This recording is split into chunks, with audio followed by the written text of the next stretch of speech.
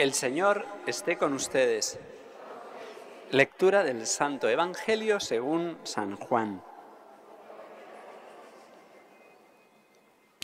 En aquel tiempo Jesús gritó diciendo: el que cree en mí no cree en mí, sino en el que me ha enviado. Y el que me ve a mí, ve al que me ha enviado. Yo he venido al mundo como luz, y así el que cree en mí no quedará en tinieblas. Al que oiga mis palabras y no las cumpla, yo no lo juzgo, porque no he venido para juzgar al mundo, sino para salvar al mundo.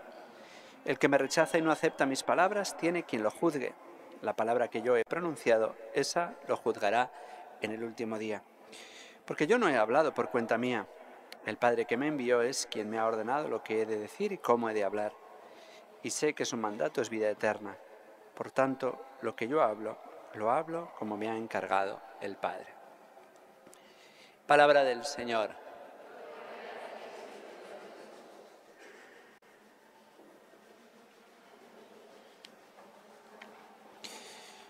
Lo que yo hablo, lo hablo como me ha encargado el Padre. Jesús habló y Jesús habla. Y podemos pensar que Jesús habla a través de la Sagrada Escritura. Por supuesto, lo que se escribió hace 2000 años y más de 2000 años, hoy lo seguimos proclamando y es palabra hoy, divina de hoy. Pero Dios no habla solamente a través de la Sagrada Escritura. Dios también habla al corazón. Lo que pasa es que como en nuestro corazón oímos distintas voces, la nuestra propia conciencia, que a veces es la voz de Dios, pero a veces son nuestros propios caprichos, y a veces también nos habla el demonio y nos tienta. El demonio no está dentro de nosotros, pero está junto a nosotros y nos tienta. Hoy el Señor nos sigue hablando. Hoy el Señor tiene muchísimo interés en que le escuchemos, y hoy el Señor nos sigue enviando y nos sigue encomendando misiones. Hoy, en los Hechos de los Apóstoles, vemos como el Señor, después de haberle hablado a Saulo directamente y preguntarle por qué me persigues, y después de haber cambiado su vida, va a seguir hablándole. Pablo ya ha encontrado su gran vocación, la vocación de ser cristiano, pero ahora tiene que encontrar pequeñas vocaciones dentro de la vocación. Y ahora a la iglesia primitiva le dice: apártenme a Pablo y a Bernabé, porque los quiero enviar. Y entonces empieza lo que se llama el primer viaje de San Pablo, que en realidad es el primer viaje de Bernabé. Lo que pasa es que Pablo va a adquirir una importancia especial. Esto es muy importante porque nosotros hemos de insertarnos en una cultura vocacional y no hemos de perderla. Hemos de enseñar a nuestros niños, a nuestros jóvenes y todavía nosotros a encontrar nuestra vocación. A veces los padres se hacen ideas de sus hijos, de lo que deben ser, de lo que deben hacer, y está bien que sueñen y que tengan sus preferencias y sus gustos, pero siempre en oración, porque con mucha frecuencia el Señor cambia los planes de los padres. Y hay niños que desde la más tierna infancia les llama a ser sacerdotes o a ser religiosos, y hay que estar atento a lo que Dios quiere de nosotros, no solo en el caso de los niños y de los jóvenes, sino siempre. Así, en términos generales, hablamos de vocación al matrimonio, de vocación a la vida religiosa, de vocación a la vida consagrada, a la vida sacerdotal y también vocación a la misión. Bueno, en términos generales hay muchas vocaciones. ¿Y los solteros no tienen vocación? Bueno, pues propiamente la soltería no es una vocación, porque nadie debe estar suelto. Lo que pasa es que hay muchísimas personas que, abiertas a que Dios les pueda llamar a la vida religiosa, no sienten que eso sea lo que Dios les pide, están abiertas al matrimonio, pero no encuentran la persona idónea, y sin agobios, si viven maduramente, pues se dan cuenta de que el Señor, de momento, mientras encuentran una vocación definitiva,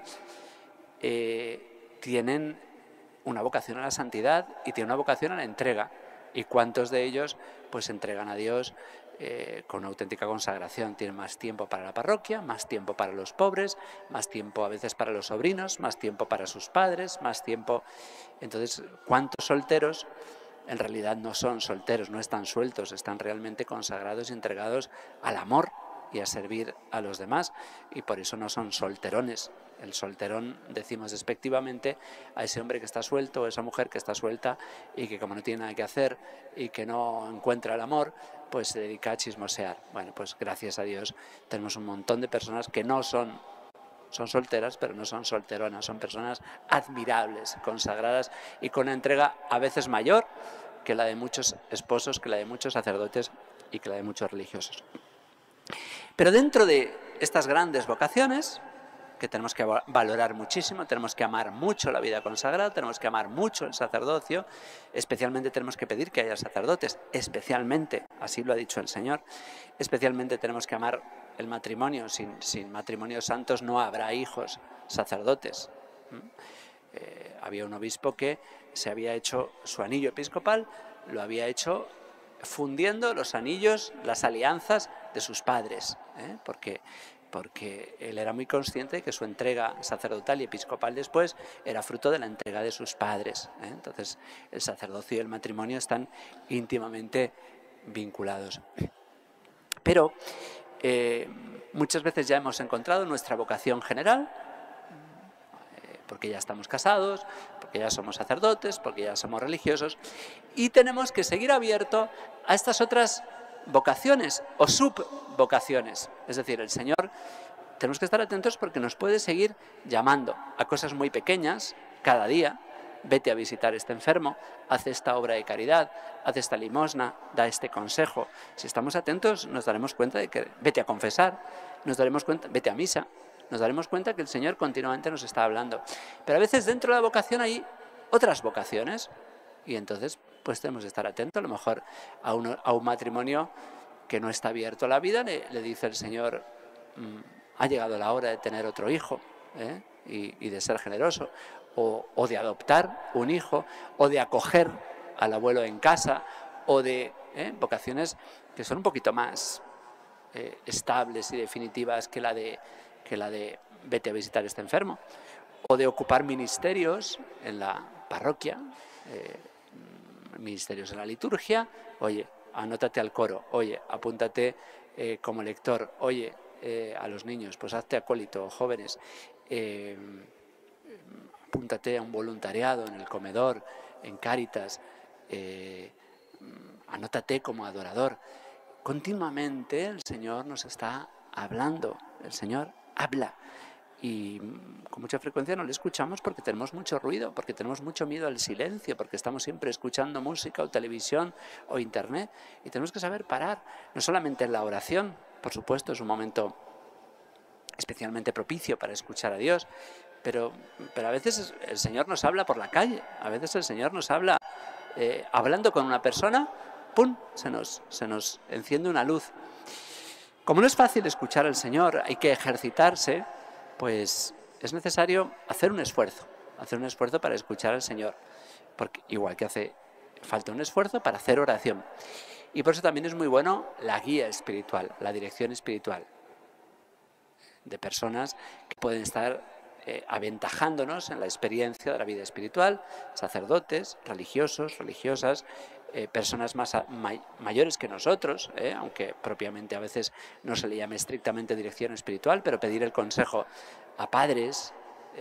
Hay padres muy insensatos, pero hay padres cuya experiencia, porque el demonio sabe más por viejo que por demonio, pues el consejo de nuestros mayores no significa que siempre tengamos que hacerles caso, pero el consejo de los mayores siempre debe ser escuchado. Tenemos que tener un respeto a las canas y los mayores, pues sobre todo si son personas espirituales, pues son personas que nos pueden ayudar a escuchar la voz de Dios, que puede hablar de muchas maneras. Dios habla a través de los acontecimientos, a veces malos, a través de malas noticias, de desastres que nos ocurren. Ahí normalmente en el dolor el Señor con mucha frecuencia habla. Ya digo, en el silencio el Señor nos habla a través de la naturaleza, en el campo, es un lugar muy especial para escuchar a Dios. El Señor nos habla a través de los acontecimientos, de la historia, y el Señor nos habla personalmente, y a veces escuchamos en nuestro interior con fuerza, ya digo, de un modo privilegiado en la oración, y por eso hemos de hacer un discernimiento. Discernimiento porque no siempre estamos seguros de que esté hablando el Señor. San Ignacio da consejos reglas de discernimiento, porque el discernimiento no es fácil, tiene sus reglas. El Señor a las personas que viven en pecado, pues les suele turbar para que dejen de hacer lo que están haciendo.